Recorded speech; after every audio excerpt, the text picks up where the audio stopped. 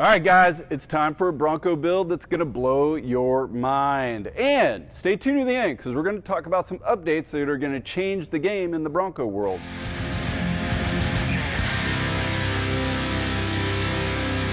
Hey everybody, it's Bo with X's 4x4 and this is where we build badass 4x4s. Well, we're up at the shop. We figured it's a good time to check in with everybody and let them know where we're at on this Bronco build that we've had for a little over a year now.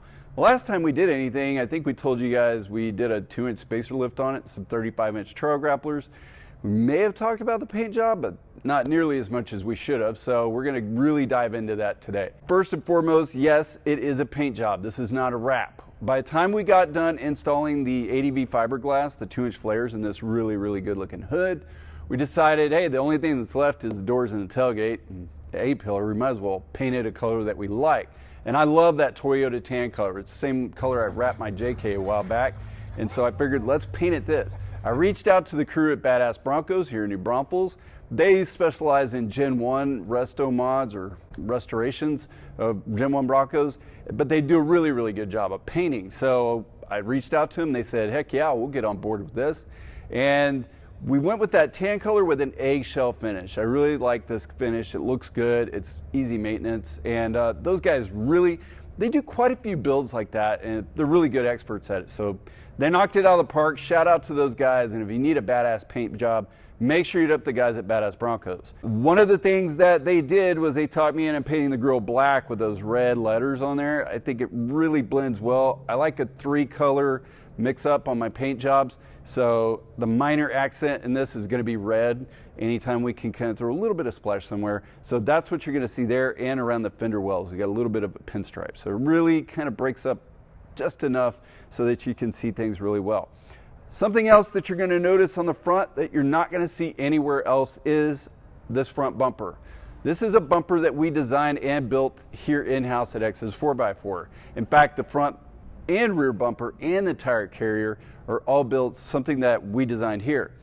And when I say we, I mean I have a really talented crew here at Exodus, so most of everything that you see on our builds is done by the team. And just about every single person here is an expert in something. We have a guy that's on staff. His name is Scott. He's a really talented engineer. He's very good at telling me what we can and can't do.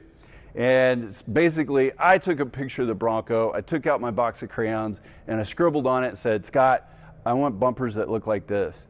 And he sort of shook his head and knew that he was up against the wall with me. And he did it. He pulled it off. He would make a design, and then I would kind of send it back to him and tell him to change this and that. Anyways, when we came up with this, it was a compromise between Scott and myself, and I really think that he hit it out of the park, bringing my imagination to life here. So let's talk a little bit more about what's going on.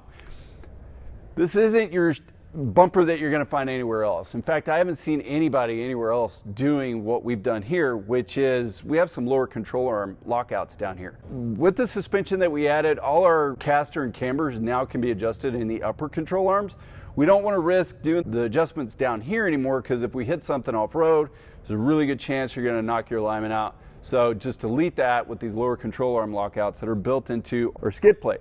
Mind you, this is all bolt-on. There's a little bit of fabrication that can be done on the frame, just cutting back, plating in, boxing out, welding, painting over, but not much. Most people can handle it, but it's got a really nice X-brace behind the lower angle here, the skid, and then it's got a cross member that's right here directly in front of the intercooler that's back here. So everything's still very well protected. This is 3/16 60/61 aluminum plate, just thick enough to provide a lot of protection from a lot of stuff going through it, but we still have the cross members behind it, but not too heavy to add too much weight to the front. So anywhere we could use aluminum like that, we did. All these plates, we made sure that these plates actually bolt on so that you can access the mounting bolts that are behind there. So like I said, everything bolts on, super clean. I really wanted a low profile front end. So a lot of the ones that I'm seeing out there come out further, of quite a few inches. I wanted something as flush to the front as I could get. So if we do go rock crawling in this thing, our approach angle is very minimal. We can get up on stuff pretty quick. And I'm not going to put a winch on here. Most of the time I use a winch to pull other people out of stuff. So fingers crossed, I'm not going to need a winch. And if I do, I usually will with somebody that can get me out of a bind. So keeping things light on the front end and not restricting airflow was a big priority for me. So that's where we ended up. We ended up with a few Baja design lights up here front. These will have the amber lenses in them for dust and fog. And then we have our Baja Designs link up here on the top too. That's our white light. So if we really want to reach out and see things, that's what we're going to use. Baja Designs is great. We love them. Their product never lets us down. So we're happy to have them on the front and back of this Bronco. Let's check out the side of this thing and see what's going on here. As you can tell, Old girl got a little thick. that's because we're using the Baja kits by Brenthel pre-runner kit on the front. That's going to increase our wheel mounting surface on the front by 6 inches overall. Quite a big increase. The reason for that is if you're pre-running, you're going fast off-road, you really want stability. Well, we're going to put some width out there, and that's what this kit does. I'm pretty impressed. I think it looks great. We're running the Icon Rebound Pro wheels, so that's our offset is about 4.5, I think 4.5, 4.6, something like that. With some 37 1250 trail grapplers. You know I'm a Nitto guy. Shout out to Nitto. It's my go-to tire. I love it. I put it on everything I can. If I could get them for my wife's Equinox, I would put them on my wife's Equinox. That's how much I love those tires. And I can tell you guys, the Rebound Pros really impressed me. There was a lot of speculation, a lot of concern whether or not these would be able to hold air because each individual bolt in here has its own O-ring. And I can tell you that Scout's honor, I've been running these things for over a year or close to a year and haven't had a single one of them leak. I've had 0 issues with these, and I've aired down 10 PSI and no issues whatsoever. So go ahead and buy these with confidence, guys. They really do hold up to their word and true to their design. They work. Looking back in here some more at the suspension, billet upper control arms from Baja kits. What's really cool is the coilover package that we have on here. Now originally, I would say back in December of 21, Lauren Healy posted up, hey, we got 10 sets of these Fox coilovers. I reached out to Lauren and said, hey man, I'll take 2. And we took 2 sets of them. One we ended up selling off to somebody else, but this one was for mine. Finally, we get around to installing them. We reached out to the guys at Suspension Direct and asked them about their e-click. Well, they didn't have a Bronco specific e-click package yet, but their universal kit was always available.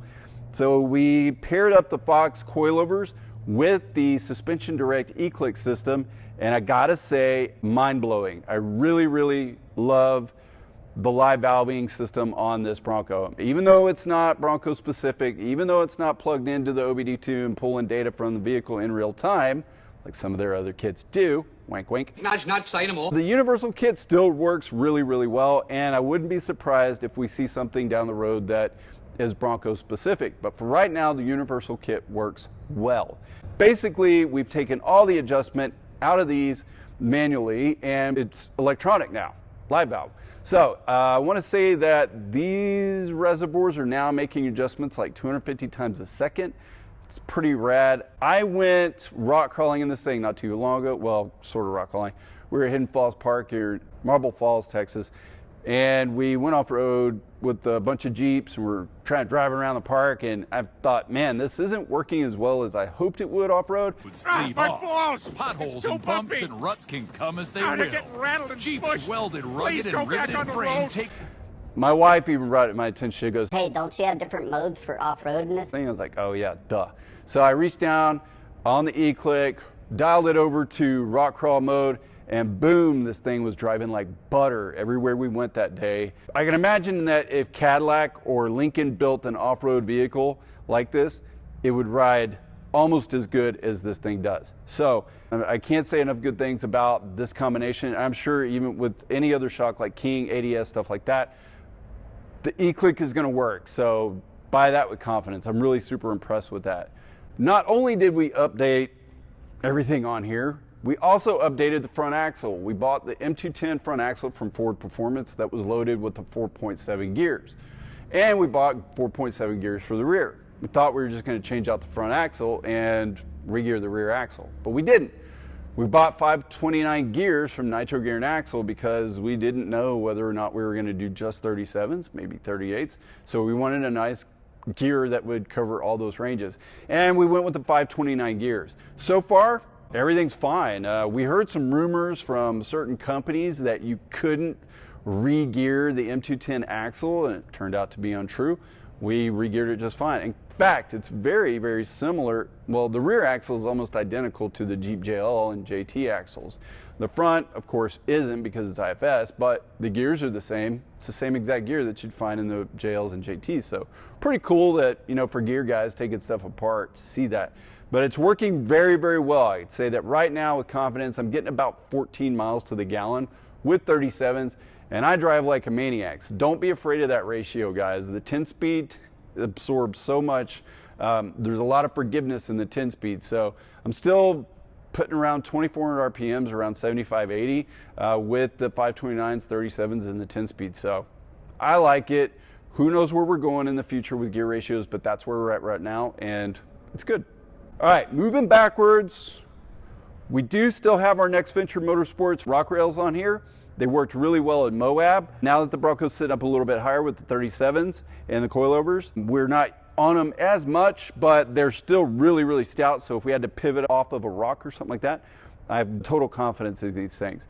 And we haven't quite gotten their skid plate on here yet. We hope to in the future. In the meantime, we just bought the skid plates from Ford for the Bronco and threw them on there. It's cheap fix for the time being. Right now, we're just on factory skid plates on this thing. All right, moving to the back. You can tell that it's nice and smooth back here, right? Oracle LED light package for the back of the Bronco. I think it looks super sexy, and it goes along with everything else that we're doing. The body lines of the ADV fiberglass are so much better than the factory stuff, and the factory taillight sticking out was just ugly, in my opinion, and it just didn't fit the build well. And I knew where I was going with this build when I bought these and installed them, so that it just works together really well. So you can tell it's flush with the body, LEDs, super bright backup lights too, so that's a bonus.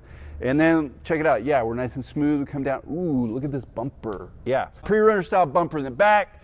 What did we do here and why? Well, the factory frame would still be sticking out like back here somewhere. And if you're actually rock crawling, whether you're in a Jeep, Bronco, departure angle is a big thing, especially if you're going up a waterfall or rock ledge or something like that. You don't want to be dragging the back here. That can kind of hold you up. So we cut the frame off. And so if you're wanting a bumper like this, this may be something that we're going to keep in-house for a while, unless we talk to some really, you know, reputable shops that we know can handle the chop back here, because we're actually removing the body mount as well from that rear cross member. And then we made and fabricated a cross member that welds in with a new body mount. You can't see it. This is obviously the prototype. There's another gusset that welds in back here. So if you're looking at this and wondering why there's not a gusset right now, that's why.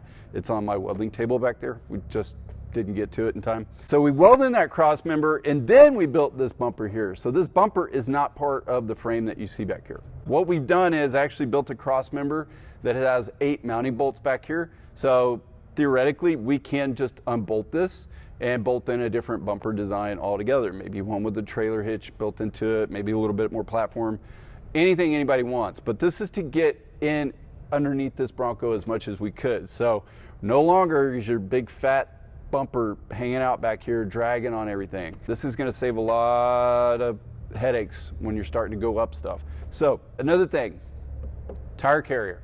We wanted to get, especially with the 37, the factory tire mount, which is probably pretty weak anyways, and you wouldn't want to put a 37 on it.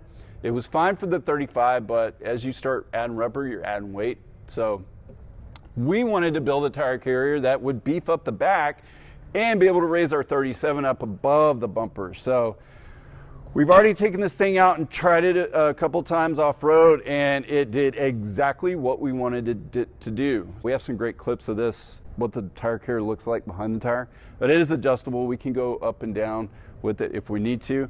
But basically right now what we're doing is just putting in some studs, replacing them one at a time with original factory tailgate bolts. We just put in some studs, bolted the tailgate back up, and then we put the tire carrier on and bolted the tire carrier to those studs, and also using the original bolts for the factory tire carrier that was here before.